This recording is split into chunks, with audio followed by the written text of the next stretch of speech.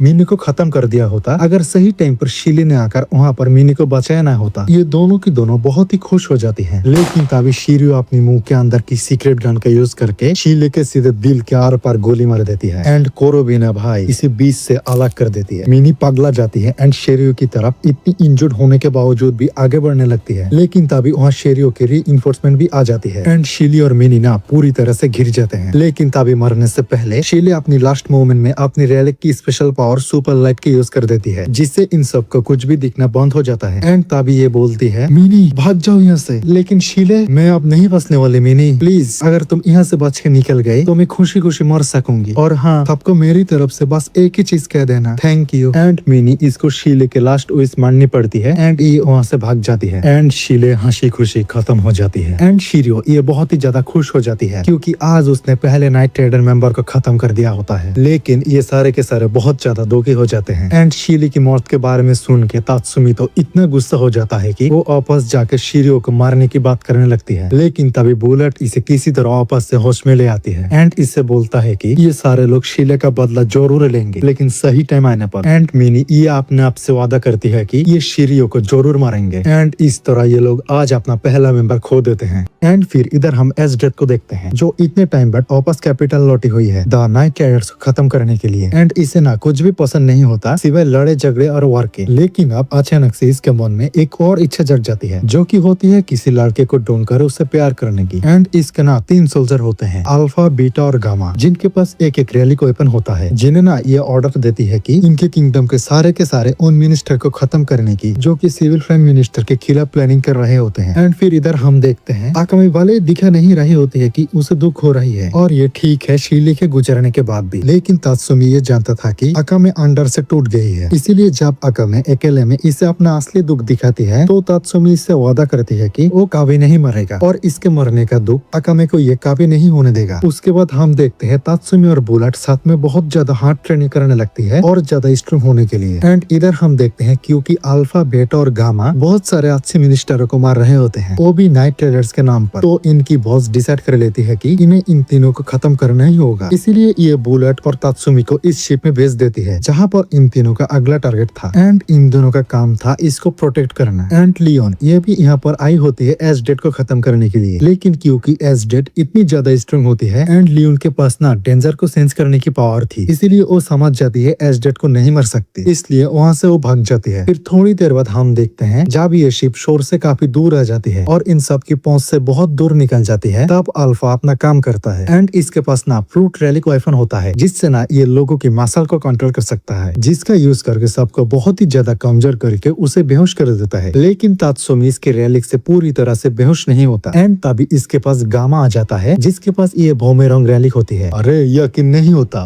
तुम अल्फा की relic power से भी बेहोश नहीं हुए, इसका मतलब है कि तुम्हें हल्के में नहीं ले सकता। सही कहा, लेकिन मैं तुम्हें हल्के में ले सकता हूँ। ऐसा क्या? एंड तभी बेटा इसके ऊपर अपने रेलिक से अटैक कर देता है एंड तात्सुमी को थोड़ा इंजर्ड कर देता है। एंड क्योंकि तात्सुमी अल्फा की म्यूजिक की वजह से ऑलरेडी थोड़ा कमजोर हो गया होता है और ढंग से लौट नहीं पा रहा होता है, इसीलिए तात्सुमी अपना बेस्ट नहीं दे पा रहा होता। इसीलिए ना ये भागते हुए बेटा के पास जाने लगता है इसे खत्म करने के लिए, जो कि बेटा चाहता था। एंड बेटा तैयार हो जाता है इसे खत्म करने के लिए, लेकिन तभी बुलेट वहाँ पर आकर इसे बचा लेता है। बेवकूफ लड़के, तुम्हें लड़ाई में सिर्फ ताकत नहीं दिमाग भी इस्तेमाल करना चाहिए। मैं बीच में ना आया होता तो अब तक तो तुम खत्म हो गए होते। हाँ thank you bullet sir. And तभी बुलेट अपने रेलिक इनकर शू का यूज कर देता है एंड अपने आर्मर को पहनकर तैयार हो जाता है। एंड तभी अल्फा, बेटा, गामा तीनों इसके ऊपर अटैक कर देते हैं, लेकिन इनकर शू का यूज करके बुलेट बहुत ही ज्यादा स्ट्रॉन्ग और फास्ट हो जाता है भाई। एंड एक ही बार में बेटा को खत्म कर देता है एंड अल्फा और गामा को बहुत ज्यादा इंजर्ड करके दूर फेंक देता है। तात्सुमी को यकीन नहीं होता कि बुलेट कितना ज्यादा स्ट्रॉन्ग है, लेकिन तभी गामा इसके तरफ आने लगती है और इसे बोलता है ये आर्मर, ये ताकत, ये ऑरा, ये आवाज, तुम तो बुलेट हो ना। एंड बुलेट भाई इसको देखकर एकदम शॉक रह जाता है क्योंकि गामा कोई और नहीं बल्कि बुलेट के एक टाइम का कमांडर और टीचर हुआ करता था, जिसको प्राइम मिनिस्टर को ना सपोर्ट करने की वजह से जेल में डाल दिया गया था, लेकिन एसडेड इसे बचा ली थी। एंड इसीलिए गामा एसडेड का इतना लॉयल सर्वेंट बन गया होता है। एंड इसके पास ना अभी एक रेलिक वेपन होता है जिससे ये लिक्विड्स को कंट्रोल कर सकता है। एंड अभी क्योंकि इनकी शिप पानी में होती है तो इतना ज्यादा पानी होता है आसपास, तो इसके पास ऑलरेडी बहुत बड़ा एडवांटेज था। एंड तभी ये दोनों के दोनों आपस में टकरा जाते हैं एंड अल्फा भी बुलेट के ऊपर अटैक करने वाला होता है, लेकिन तात्सुमी इसे किसी तरह बचा लेता है। एंड अल्फा ना भाई तात्सुमी में भारी पड़ रहा होता है क्योंकि अल्फा तात्सुमी से भी ज्यादा फास्ट होती है। एंड तभी इधर हम देखते हैं गामा ने बुलेट को अपने ट्रैप में फंसा लिया होता है एंड तभी वो अपनी स्ट्रॉन्गेस्ट अटैक वाटर ड्रैगन बेरस का यूज कर देता है, जिससे ये बुलेट को बहुत ज्यादा इंजर्ड कर देता है, लेकिन फिर भी ये मरता नहीं एंड हार नहीं मानता। एंड बुलेट ना भाई इतना इंजर्ड होने के बाद भी गामा को खत्म करने ही वाला होता है, लेकिन अल्फा सही टाइम पर आकर गामा को बचा लेता है क्योंकि तात्सुमी इसके सामने टिक नहीं पाया होता। बुलेट बहुत ज्यादा इंजर्ड हो गया होता है और उसका आर्मर भी चला जाता है, लेकिन फिर भी ये स्मेल कर रहा होता है तुम हार चुके हो बुलेट, अब क्योंकि तुम इतनी वीक हो चुके हो इसीलिए तुम अपने रेलिक के यूज दोबारा नहीं कर सकते। हाँ सही कहा आपने, लेकिन आप शायद भूल रहे हैं कि आपने भी अपनी इतनी पावर यूज कर लिया कि अब भी आप अपने रेलिक के यूज नहीं कर सकते। हाँ तुम अभी भी बहुत तेज हो। क्यों बुलेट, क्या करूं, मैं अपने स्टूडेंट के सामने बेवकूफ नहीं दिख सकता था, आ जाइए। एंड तभी हम देखते हैं गामा अपने अंदर एक अजीब सी चीज डाल लेता है एंड ये दोनों के दोनों आपस में अपनी शॉट के साथ टकरा जाते हैं एंड बुलेट ना भाई इसकी शॉट को तोड़ देता है एंड गामा को बहुत ज्यादा इंजर्ड कर देता है, लेकिन ये गामा का एक प्लान था। बुलेट ये भूल जाता है कि ब्लड भी एक तरह की लिक्विड होता है एंड गामा अपनी बाची कुची पूरी पावर की यूज करके बुलेट के ऊपर अपने ब्लड बुलेट से अटैक कर देता है एंड उसे थोड़ा इंजर्ड कर देता है। एंड असल में ना गामा ने जो अजीब सी चीज इसके अंदर डाली थी वो एक बहुत ही ज्यादा खतरनाक पॉइजन था जो कि अब बुलेट की बॉडी में चला गया होता है, जिसकी वजह से बुलेट का मरना भी पक्का हो जाता है। तात्सुमी एकदम डर जाता है कि अब ये क्या करे एंड तभी ये देखता है कि अल्फा भी इसकी तरफ धीरे धीरे आगे बढ़ रहा होता है अपने फ्लूइड को बजाते बजाते, जिसने ना भाई अपने फ्लूइड की यूज करके अपनी खुद की मसल को हाथ से ज्यादा बड़ा बना दिया होता है और पहले से भी ज्यादा स्ट्रॉन्ग और फास्ट बन गया होता है। तात्सुमी को समझ नहीं आ रहा होता है कि अब ये लोग क्या करे, क्या इनका मरना पक्का है, लेकिन तभी बुलेट तात्सुमी की तरफ अपने रेलिक को बढ़ा देता है और इसे कहता है तात्सुमी तुम्हें अब इसकी यूज करना होगा। लेकिन सर मैं कैसे, ये तो आपका है, मैं इसे यूज नहीं कर पाऊंगा, अगर इसने मुझे अपसेट नहीं किया तो हमें आपकी मदद करनी है। लेकिन तभी बुलेट इसे जोर का पंच मार देता है एंड इसे चिल्ला के कहता है तात्सुमी मेरा मरना पक्का है, लेकिन तुम्हारे पास अभी भी एक चांस है जिंदा बचने की और वो है इन इनकर्शियो को यूज करना। असल में ना इनकर्शियो बहुत ही ज्यादा खतरनाक रैलिक वेपन होता है, क्योंकि जो भी इनकर्शियो का यूज करने की कोशिश करता है और इनकर्शियो अगर उसे अपसेट नहीं करता तो इनकर्शियो उसे मार देता है। अगर इनकर्शियो ने तुम्हें अपसेट नहीं किया तो इसके हाथों से मरने से अच्छा है कि तुम इस पावर की यूज करते हुए मरो बच्चे। और पता नहीं क्यों, लेकिन मुझे यकीन है, मेरा दिल ये कहता है कि इनकर्शियो तुम्हें अपसेट करेगा तात्सुमी, और एक दिन तुम मुझसे भी ज्यादा स्ट्रांग बनोगे। एंड इस बात को सुनकर तात्सुमी तैयार हो जाता है इनकर्शियो को यूज करने के लिए। तुम्हारे जैसे को इनकर्शियो कभी भी अपसेट नहीं करेगा बेवकूफ लड़के, मत यूज करना इसे। याद रखना तात्सुमी, इस पावर का यूज सिर्फ और सिर्फ लोगों को बचाने के लिए करना, चाहे उसके लिए तुम्हें अपने ही जान क्यों न देने पड़े। अब जोर से चिल्लाओ तात्सुमी। एंड तभी तात्सुमी जोर से चिल्लाता है इनकर्शियो। एंड भाई इनकर्शियो ना तो सिर्फ तात्सुमी के अपसेट कर लेता है, बल्कि साथ ही साथ अपने ओरिजिनल अपनी स्ट्रॉन्गेस्ट फॉर्म में आ जाता है। जैसे मान लो इनकर्शियो को इसी के लिए बनाया गया हो। एंड ये दोनों के दोनों एकदम शॉक ले जाता है एंड अल्फा इसके ऊपर अटैक कर देता है। लेकिन भाई तात्सुमी इनकर्शियो का यूज करके इतना ज्यादा स्ट्रॉन्ग हो गया होता है कि एक ही पंच में वो अल्फा को खत्म कर देता है भाई। एंड बुलेट ये बहुत ही ज्यादा खुश और प्राउड हो जाता है, लेकिन फिर वहीं पर नीचे गिरकर खत्म हो जाता है, जिस पे ऑब्वियसली तात्सुमी बहुत जोर जोर से बहुत देर तक चिल्ला चिल्ला कर रोता है। एंड अब इधर हम देखते हैं अकामे की बहन कुरुमे को, जिसको रॉयल कैपिटल बुलाया गया होता है, जिसको सुनकर ये बहुत ही खुश हो जाता है। एंड ये ना भाई बहुत ही ज्यादा खतरनाक होती है। एंड फिर हम थोड़े हफ्तों बाद का सीन देखते हैं, मिनी अब ठीक हो गई होती है एंड तात्सुमी अब रोज रोज और ज्यादा हार्ड ट्रेनिंग कर रहा होता है ताकि ये बुलेट की तरह सुपर स्ट्रॉन्ग हो सके। फिर हम देखते हैं इसकी बॉस ना जितनी भी रेलिक्स इन लोगों ने अभी तक कलेक्ट किए होते हैं उन सबको लेके रिवोल्यूशनरी आर्मी की बेस जा रही होती है, वो सारे उन्हें देने के लिए एंड साथ ही साथ इनके टीम के लिए नए मेंबर्स को ढूंढने के लिए। एंड इधर एसडेड ये भी अपनी नई टीम बना रही होती है, जिसमें ये 6 नए लोगों को डायरेक्ट हायर करती है, जिसके पास इसकी तरह कमाल के रेलिक्स होते हैं। एक होता है बेब, दूसरी आकामी की बहन कुरुमे एंड इसको बिना खाना खाना बहुत ज्यादा पसंद होता है। एक होती है शिरियो, जिसको तो तुम जानते ही हो। एक होता है जीनियस साइंटिस्ट स्टाइलिस्ट, एक होता है रान और इस वाला का नाम होता है बोल। एंड ये होते हैं एसडेड के नए 6 सुपर स्ट्रॉन्ग टीममेट्स, जिन सबके पास एक बहुत ही स्ट्रॉन्ग रैलिक वेपन होता है।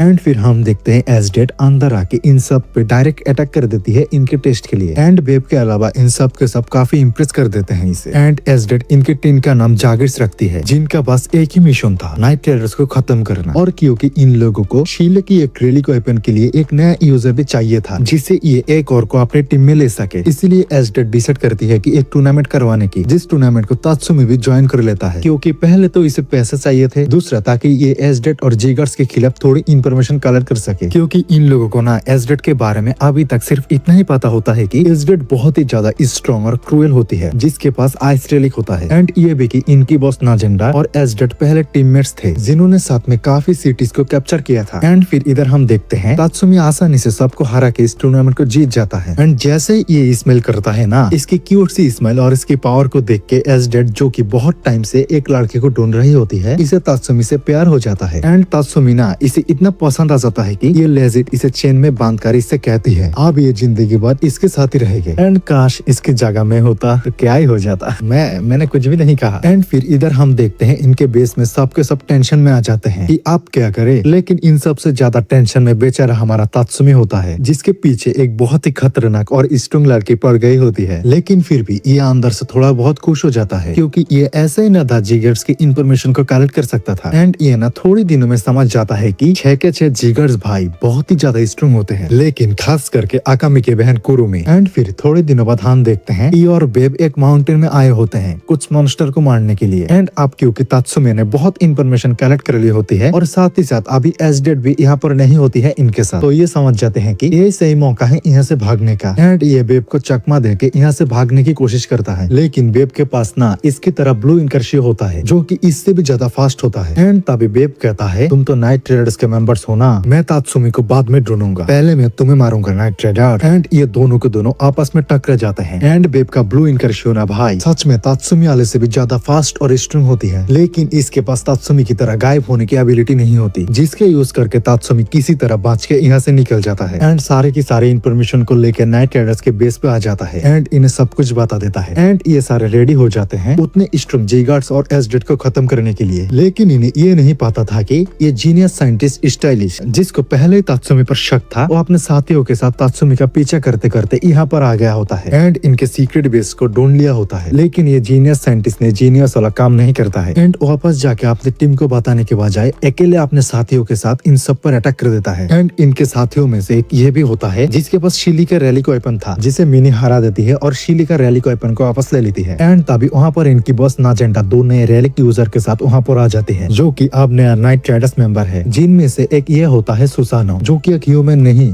बल्कि कोरो की तरह एक जिंदा रैलिक होता है, जिसने इनकी बॉस नाजेंडा को अपना मास्टर चुन लिया होता है। एंड ये ना भाई बहुत ही ज्यादा स्ट्रॉन्ग होता है, जो अकेले डॉक्टर स्टेलिस के सारे सोल्जर को हरा देता है। एंड तभी नाजेंडा इन लोगों को भी ढूंढ लेता है एंड सुसानो को इन्हें भी तुरंत ही खत्म करने का ऑर्डर दे देती है। एंड सुसानो तुरंत ही इनके पास पहुंच जाता है। डॉक्टर स्टेलिस सुसानो को देखकर एकदम डर जाता है एंड अपने सीक्रेट पॉइजन का खुद पर ही यूज कर देता है एंड अपने ही टीममेट्स को और ज्यादा पावरफुल होने के लिए खा जाता है, जिससे ना भाई ये खुद एक बहुत बड़ा और स्ट्रॉन्ग मॉन्स्टर बन जाता है। सुसानो इससे भीड़ जाता है एंड तभी ये दोनों भी वहाँ पर आ जाते हैं एंड मिनी भी इधर से इन दोनों को कवर दे रही होती है। एंड तभी तात्सुमी आकामे को इसकी तरफ फेंक देता है एंड अपनी वन का शॉट का यूज करके आकामे डॉक्टर स्टेलिस को एक ही बार में खत्म कर देता है। एंड फिर हम इनकी एक और नए टीममेट सिल्स को भी देखते हैं एंड इन लोगों ने भले ही डॉक्टर स्टेलिस और उसके टीममेट को खत्म कर दिया होता है, लेकिन तब भी अपने सेफ्टी के लिए ये लोग अपने बेस को छोड़ देते हैं। तो ये लोग अपने बेस को छोड़ के कहाँ जाएंगे, क्या एसडेड इनको ढूंढ पाएगा और मार पाएगा, ये हम देखेंगे अगले पार्ट में, जो कि बहुत जल्दी ही आने वाला है। तो इसीलिए चैनल को सब्सक्राइब करके रखना।